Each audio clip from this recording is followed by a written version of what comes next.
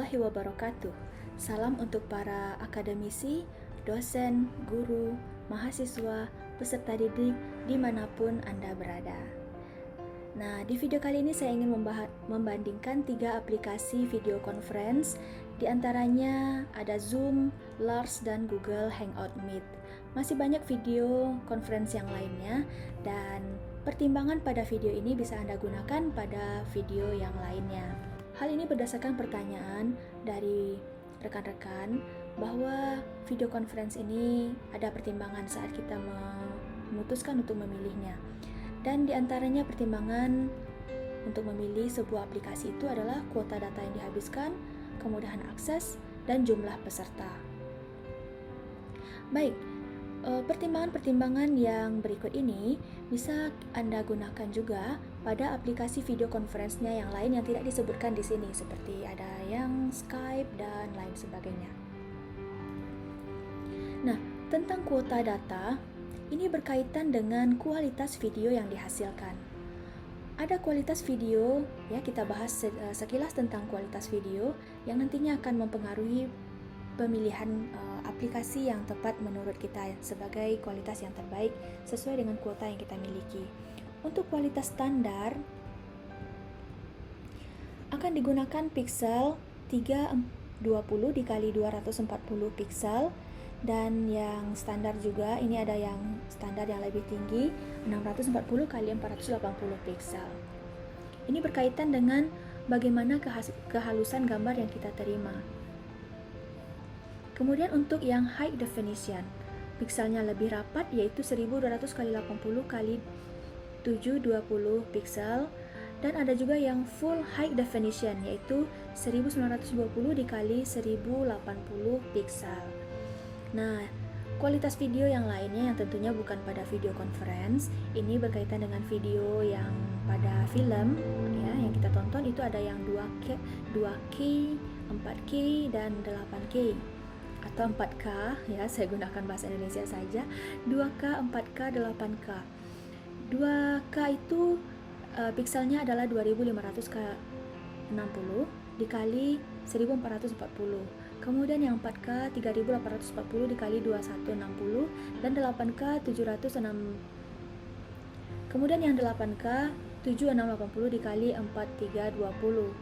Nah, untuk kualitas video yang ditawarkan oleh fasilitas video conference adalah yang SD dan yang HD ini, atau yang standar dan yang high definition. Kualitas gambar yang kita terima pada video conference itu seperti ini kira-kira.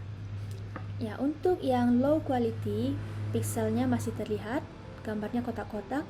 Kalau yang sudah high definition, ini gambarnya sudah halus dan nyaman untuk ditonton.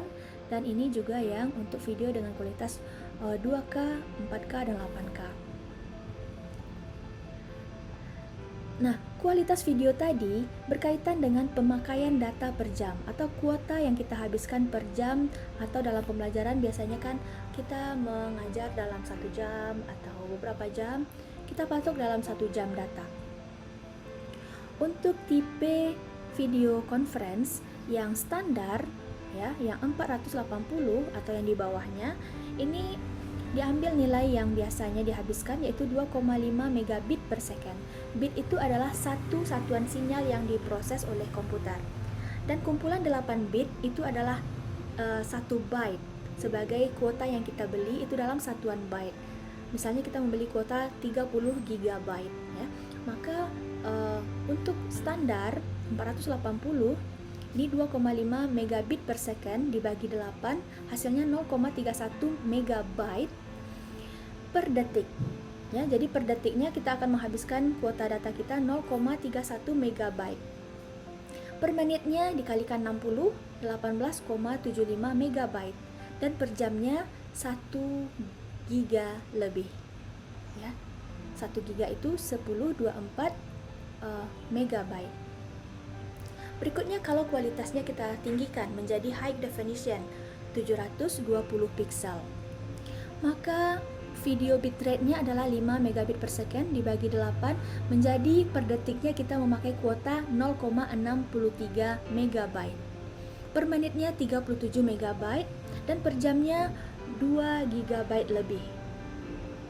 Nah, berikutnya kalau ada pertimbangan Anda ingin memakai yang Full HD, maka per detiknya akan digunakan 1,6 MB, per menitnya 9,6 MB, dan per jamnya 5.760 MB atau lebih dari 5 GB.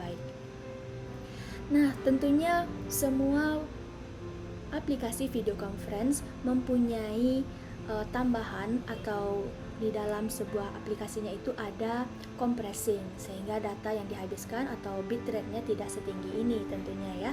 Tapi ini yang menjadi dasar bagi kita untuk mempertimbangkan pemilihan sebuah aplikasi video conference. Nah, maka untuk hal yang seperti ini tentunya kita diperlukan mempunyai stok data yang besar. Kita awali dengan Zoom. Kita lihat bagaimana kualitas video pada aplikasi Zoom ini. Kita mulai misalnya. Nah, pada Zoom ada fitur mengganti latar belakang seperti yang saya cobakan sekarang ini, sehingga latar belakangnya menjadi tidak kaku atau kita bisa seakan-akan berada di suatu tempat yang lain. Untuk kualitas video yang ditawarkan oleh Zoom ini, cek di video setting. Nah, untuk nilai resolusinya tidak dituliskan di sini, hanya saja ada checklist untuk enable HD, berarti kita memilih yang video high definition. Kemudian ada tambahan yaitu touch up my appearance. Kita coba nonaktifkan dan Anda lihat bagaimana kualitas videonya. Kemudian kalau saya aktifkan yang touch up, ini berarti memberikan gambar yang lebih halus pada video yang dikirim. Nah, ini kelebihan dari Zoom ya. Berikutnya perbandingan dengan Lars. Lars ini kita coba melakukan panggilan video.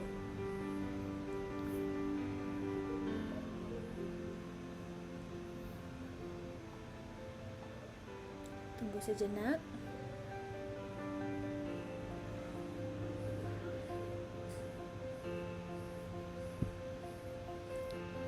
Ini kualitas video yang dihasilkan dari aplikasi Lars. Berikutnya Google Hangout.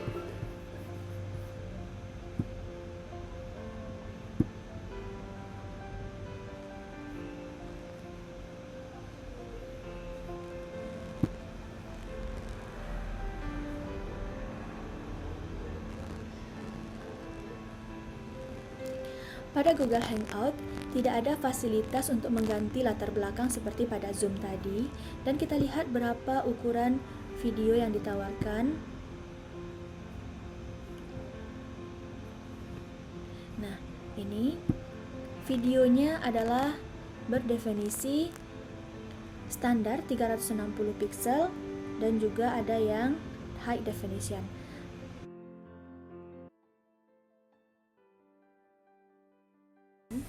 Ini yang nomor satu adalah kualitas video dari Zoom.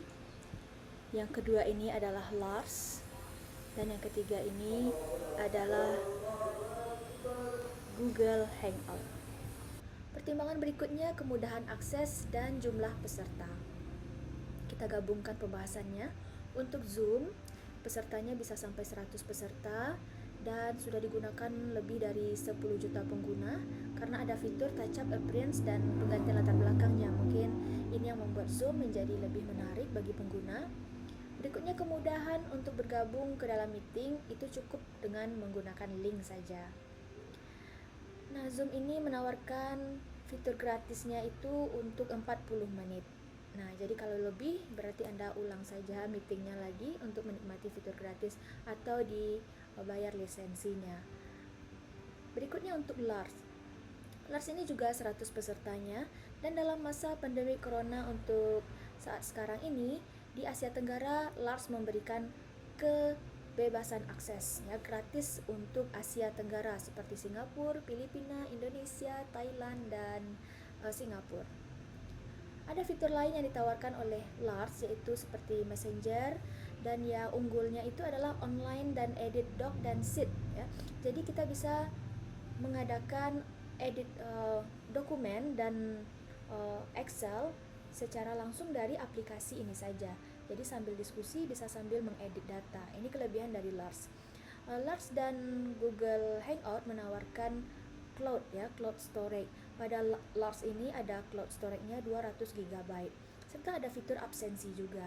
Dan Lars ini agak perlu pengelolaan, jadi rekomendasi saya untuk Lars ini adalah bagi Anda yang lebih intens dalam penggunaan internet dan komputer. Jadi bagi yang pengguna biasa itu disarankan Zoom dan Google Hangout ya, karena bergabungnya hanya dengan link saja. Tetapi dengan Lars ini bergabungnya menggunakan email dan ada fitur pengelolaan kelas, sehingga tidak ada penyusup atau tidak bisa bergabung dengan sembarangan ke sebuah meeting dalam Lars ini.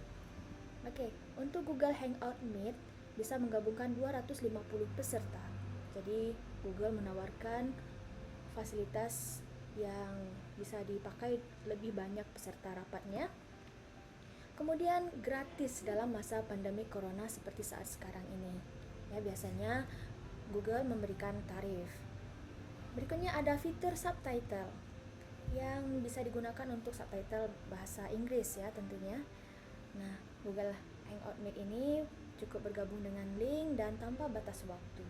Maka Google Hangout Meet walaupun tidak mempunyai fasilitas seperti Zoom untuk mengganti latar dan touch up-nya, tetap recommended untuk digunakan karena tanpa batas waktu serta gratis untuk saat sekarang ini. Nah, serta juga Lars ini juga sangat direkomendasikan.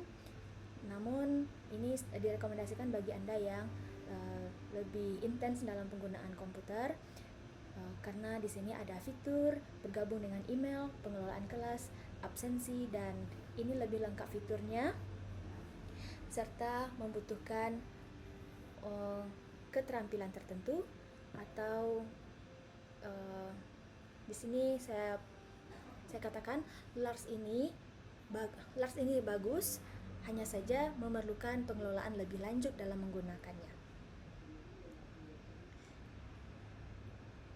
Baik, sekian untuk video ini.